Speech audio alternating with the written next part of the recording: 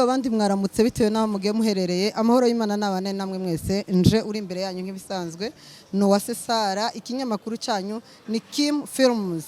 Nkuko muri kubibona hano twagiye nkuko twabitangiye kare, twaje gutega cyangwa se gufata Israel Mbonyi. Nkuko muri Mbonyi agaragiwe n'abantu benshi cyane, itangazamakuru ndetse n'abakunzi be, abanyagihugu baje kugira ngo bamwakire.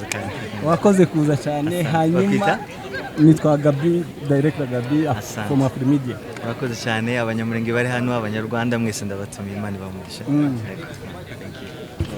kubibona tugiye mu ma interview, tugiye kumubaza ibibazo, twahuriye n'ibinyamakuru byinshi kuko muri kubibona abanyagihugu hano muri Kenya bamwakiriye ari benshi. Hanyuma uko bigiye kugenda, hagiye kubanza hakore interview abakora icyongereza, abigiswahili, hanyuma natwe Mbonyi yatwubahishije, natwe abavuga ururimi rw'ikinyarwanda, ikinyamurenge, ikirundi, natwe turaza kumubaza ukwacu. Murakoze mu kudukurikirana, mu kanya turabaha uko bimeze byose. Murakoze cyane.